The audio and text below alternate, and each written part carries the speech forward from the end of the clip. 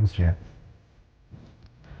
তুমি যদি মন খুলে একটু কথা বলো তাহলে তোমার মনটা একটু হালকা, আর তোমার যেটা কষ্ট সেটা তো আমরা দুজনে মিলে শেয়ার করে নেব। কষ্ট? না না রূপম, আমার আমার কোনো কষ্ট নেই। কিসের কষ্ট? তুমি লুকিয়ে যাচ্ছ, বারবার লুকিয়ে যাচ্ছ। দেখো আমি তোমাকে এইটুকু চিনি।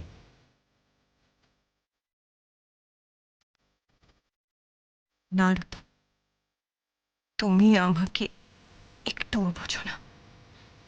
আচ্ছা শ্রেয়া, একটা মানুষ এতক্ষণ ধরে ভক ভক ভক ভক ভক ভক করে যাচ্ছে আর তোমার তোমার কিচ্ছু বলার নেই। আমার কোনো কিছুই বলার নেই।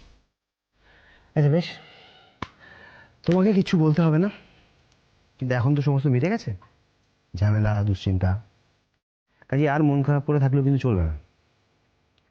তো চলো, সবাই তোমার জন্য ওয়েট করছে, চলো। তুমি খেয়ে নাও, আমার খেতে নেই। তুমি না খেলে কিন্তু কেউ খাবে না শ্রেয়া, প্লিজ চলো। প্লিজ জোর করো না রূপম। দেখো আমার আমার ভালো লাগছে না, আমার খুব টায়ার্ড লাগছে, আমি ঘুমোবো। বেশ, আমি তোমাকে জোর করবো না, তুমি রেস্ট নাও। হ্যাঁ, রেস্ট নাও।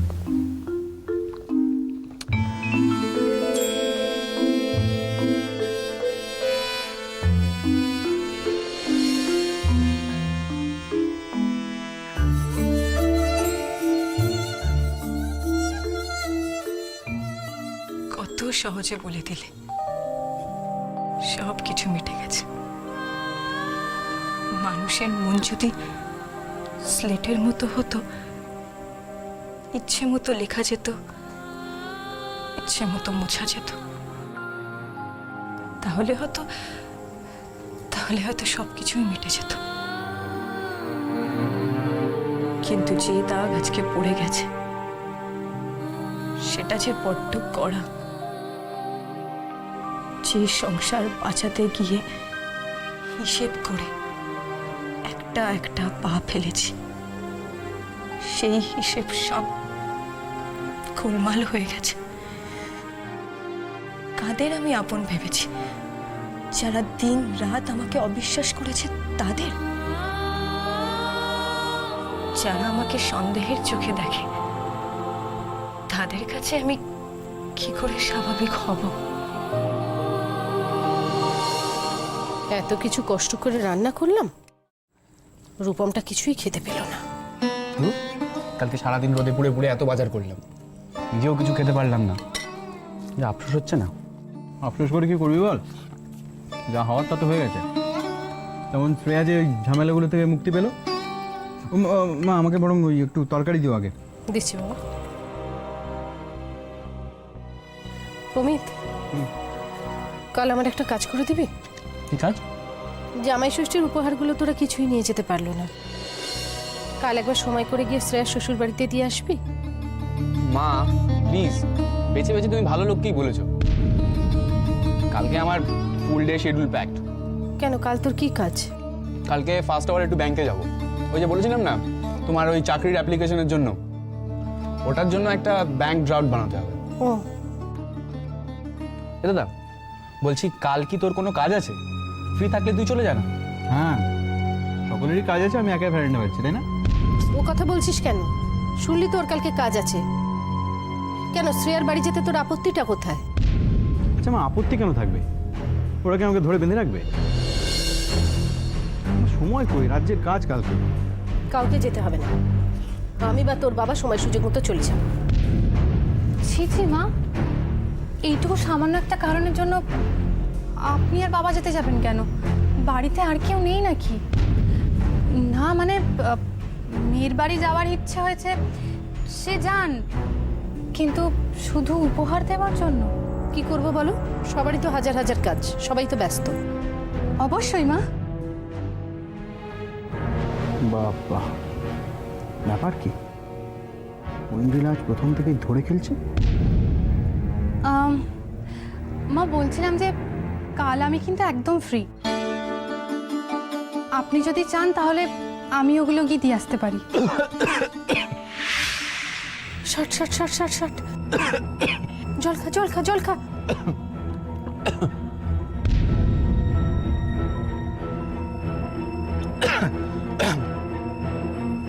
তুমি যাবে? হ্যাঁ মা, যদি আপনার কোনো প্রবলেম না থাকে তাহলে কাল আমি কি দিয়ে আসতে পারি। অবশ্য এই বাড়িতে যে কোনো কাজ করতে গেলে তো আবার সবার প্রবলেম হয়। ঠিক আছে, অত তো কথার কোনো দরকার নেই, সামান্য কটা জিনিস দিয়ে সব তো ব্যাপার। তুমি যদি যেতে পারো তাহলে আমার কোনো আপত্তি নেই। আচ্ছা মা, মা বলছিলাম যে আপনিও খেতে বসে যান না, রাত তো কম হলো না।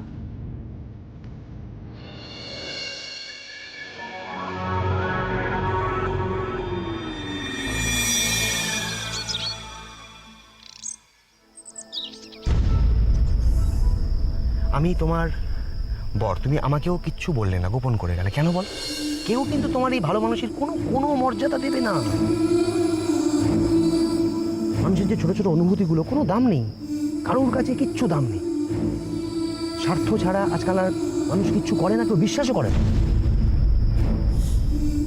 বৌদিমণি, বৌদিমণি দেখো না, আমার দু হাতই না জোড়া, জানো তো। ওদিকে না মাছের ঝোলটা বসিয়ে এসেছি। তুমি একটা কাজ করো না, তুমি দাদা টিফিনটা গুছিয়ে দাও। আমার মনে হয় দাদা রেডি হয়ে গেছে, এক্ষুনি বেরাবে। কি গো বৌদিমণি, এটা তো দেখে নাও। হ্যাঁ, আমি যাই।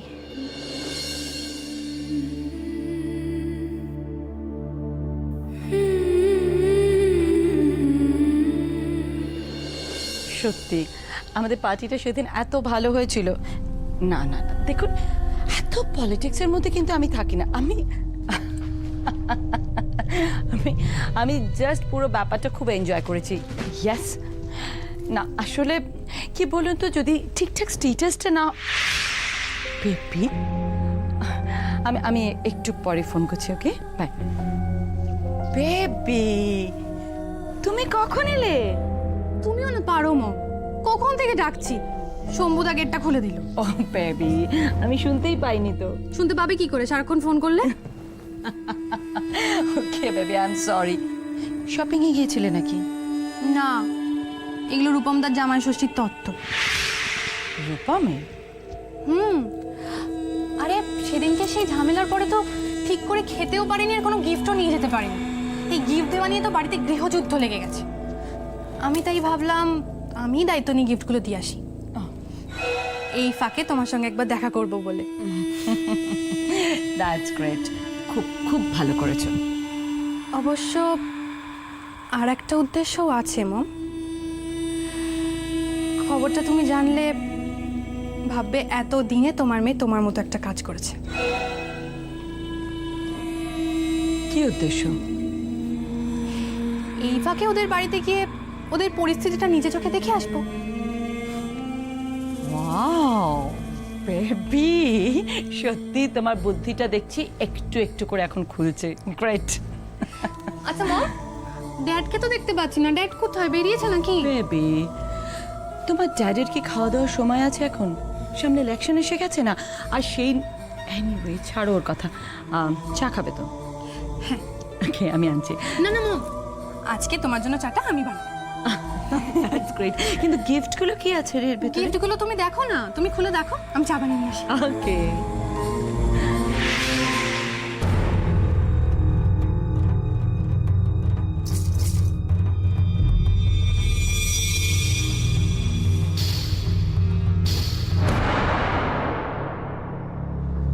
দেখি তুমি এখন এভাবে বসে আছো? এই তো রুবম, রেডি হয়ে গেছিস? হ্যাঁ রেডি। শ্রেয়া টিফিন গোছাচ্ছ তো?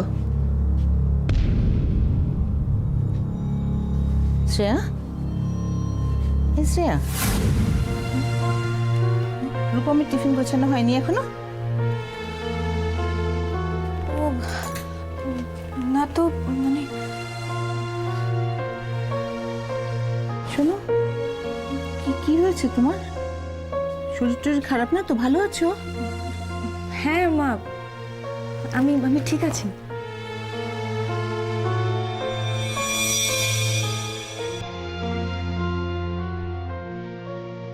হ্যাঁ আমি তাহলে যাই। না, দাঁড়া দাঁড়া, এক মিনিট দাঁড়া। ভুলে গেছে মনে হয়।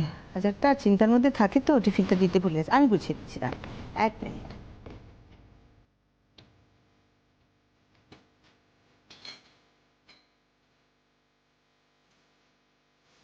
কি হয়েছে বলতো? ঝগড়া করছিস? না,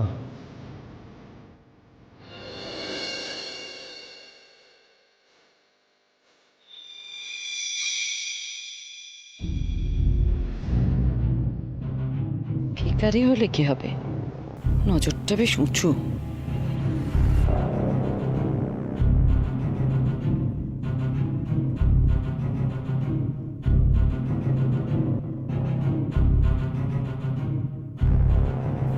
কিন্তু না, রুদ্রনাথ মিত্রকে এটা সবসময় চোখে আঙুল দিয়ে দেখিয়ে দিতে হবে যে সমানে সমানে সম্পর্ক না পাতালে কি হয়।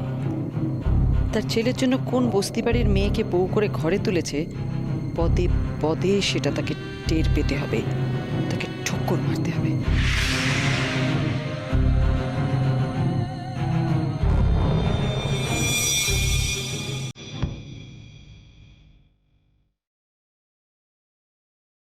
ভাগ্যিস ড্রাইভার আর কাজের লোকেদের জন্য এইসব সস্তার ফুটপাতে জামা কাপড়গুলো কিনে রেখেছিলাম, এই সময় মতো কাজে লেগে গেল সেগুলো।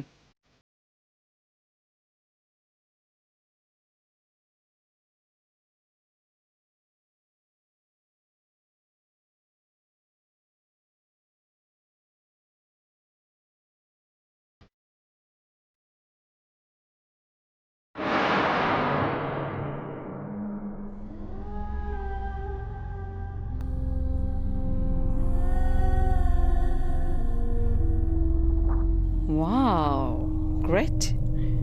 রূপম নিশ্চয়ই ওগুলো যখন খুলে দেখবে তখন শ্রেয়ার 14 পুরুষ উদ্ধার করবে। আর যদি বউকে মুখ ফুটে কিছু বলতে নাও পারে, মনে মনে নিশ্চয়ই শ্বশুরবাড়ির রুচির প্রশংসা করবে।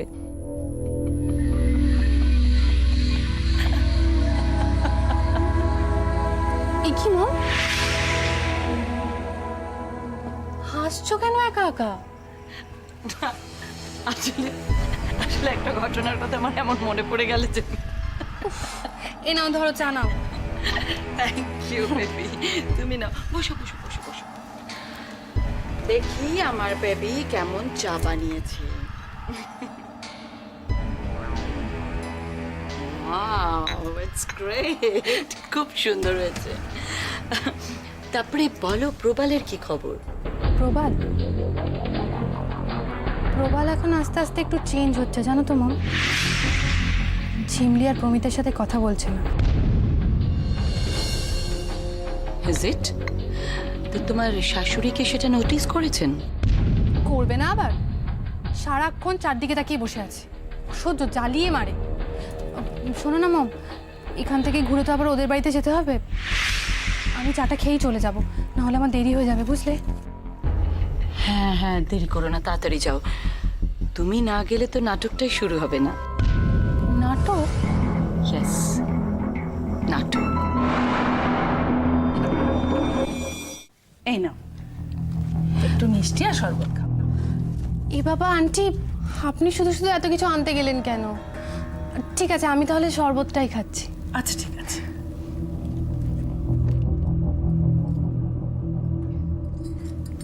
হ্যাঁ গো, এই যে দুপুরবেলা হঠাৎ মার কাছে গিয়ে হাজির হলে মা অবাক হয়ে যায়নি?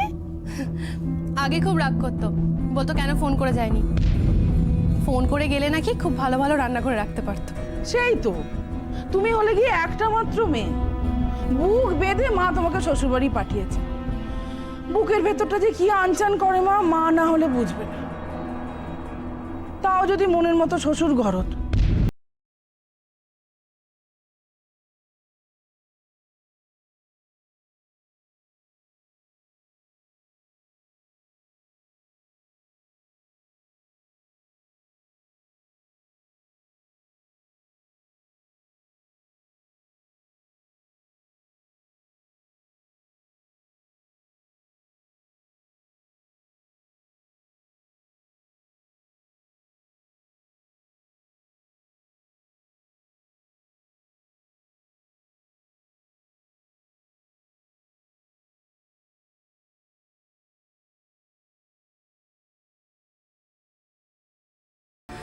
আমি তো শুধু এগুলো দিতে এসেছিলাম, রূপমদার জামাই ষষ্ঠীর তত্ত্ব। আপনি বরং ওদের এগুলো দিয়ে দেবেন। আচ্ছা ঠিক আছে, আসি। এসো মা এসো। এই লক্ষ্মীমন্ত মেয়ে আমার, আরে এরকম যদি মেয়ে একটা আমাদের ঘরের বউ হতো কত ভালো হতো বলো তো। আন্টি আমি আসি। এসো মা এসো, আবার এসো।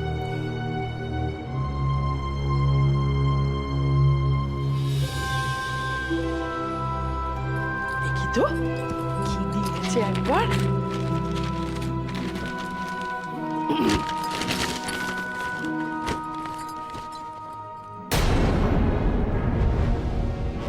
হে রাম, ছি ছি ছি ছি ছি, ফুটপাতে সস্তা মাল, বাড়ির কাজের লোক এ সমস্ত জামা পরে না, আর এটা পরবে আমাদের মিষ্টি ছেলেটা রূপম। যাই গিয়ে বরঞ্চ বৌদিকে দেখাই, দেখ কেমন মজা লাগে। বৌদি, ও বৌদি, মা তুমি এখানে? আর আমি তোমাকে খুঁজে মরছি। কেন গো, কি হয়েছে? কি হয়নি সেটা বলো। ছি ছি ছি ছি ছি ছি, লজ্জা একেবারে আমার মাথাটা কাটা গেল গো। আরে দাদাটার কথা ভেবে না কষ্টে আমার বুকটা ফেটে যাচ্ছে। ওইরকম একটা শৌখিন মানুষ এইরকম পাকে হাত দিল, এইরকম জায়গায় কেউ কুটুম্বিতে করে? ছ্যা ছ্যা ছ্যা ছ্যা। রবি, গৌরচন্দ্রিকা রেখে পরিষ্কার পরিষ্কার করে বলো তো কি হয়েছে? কি ওগুলো হাতে? জামাই ষষ্ঠীর তত্ত্ব তোমার বেয়ান বাড়ি থেকে এসেছে গো। হ্যাঁ জামাই ষষ্ঠীর তত্ত্ব? হ্যাঁ, ওমা, কে পাঠালো গো? শুভ্রদার রুমা এসেছিল নাকি? বই গেছে তোদের আসতে। এই দুপুর রোদ মাথায় করে আসবে জামাই ষষ্ঠীর তত্ত্ব দিতে। আগে হলে আসতো, মেয়েকে তো গছানো হয়ে গেছে না। ঢং। রবি, একটু যাতা কথা বলো না সব সময়। যা তা আমি বলছি না বৌদি, তুমি আর কত শাক দিয়ে মাছ ঢাকবে বলো তো? হ্যাঁ হ্যাঁ গো, এই যে দেখো জামাই ষষ্ঠীর তত্ত্ব এসেছে। এই যে শাড়ি, হ্যাঁ গো, রূপম এই জিনিসগুলো পরবে। পরে কোথায় যাবে? অফিসে যাবে নাকি শ্রেয়াকে নিয়ে সিনেমা দেখতে যাবে? হ্যাঁ বলো। আমিও তো সন্ধ্যাকে দিয়ে শ্রেয়াকে ডাকতে পাঠিয়েছি। ঠিক আছে। তুমি এবার শ্রেয়াকে ডাকতে পাঠালে কেন? ও কি করবে শুনি? ও মা, সে কি করবে মানে? তার বাপের বাড়ি থেকে জামাই ষষ্ঠীর তত্ত্ব এসেছে, সে নিজের চোখে একবার দেখবে না? তাকে দেখাতে হবে তো। ছি ছি ছি ছি ছি ছি, মানুষের মান সম্মান রুচিবোধ বলে যদি কিছু থাকে, এইরকম জিনিস কেউ কাউকে দেয় না, কেউ কেউ পড়ে। আমাকে ডেকেছিলেন পিসিমণি? ও মা, এই তো মা লক্ষ্মী এসে গেছে আমার। চলো মা, চলো। মা জগদম্বা আমার, একটু দাঁড়াও তো মা। দাঁড়াও, তোকে কয়েকটা জিনিস দেখাই। দাঁড়াও, একটু দাঁড়াও। এই দেখো শ্রেয়া, এই দেখো তোমার বাপের বাড়ি থেকে জামাই ষষ্ঠীর তত্ত্ব হিসাবে রূপমকে পাঠিয়েছে। হ্যাঁ বৌদি, এই শাড়িটা দেখো কি সুন্দর, জ্যাল জ্যালে না, এরপর ওপর দেখা যাচ্ছে। ওই যে পাশের বাড়িতে বাসন মাজতে আসে বৃষ্টির মা, ও এরকম শাড়ি পরে, তাই না? এইটা পাঠিয়ে।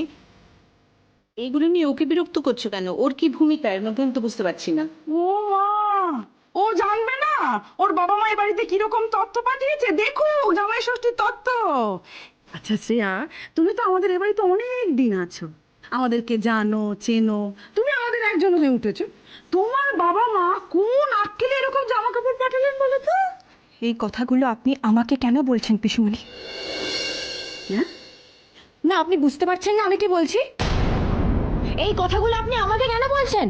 হ্যাঁ, আপনার যা ডিমান্ড আপনি আমার মা বাবাকে কি বলুন না, জান না, তারা তাদের গায়ের রক্ত বিক্রি করে আপনার ডিমান্ড ফুলফিল করবে, আমি বলে দিচ্ছি আপনাকে।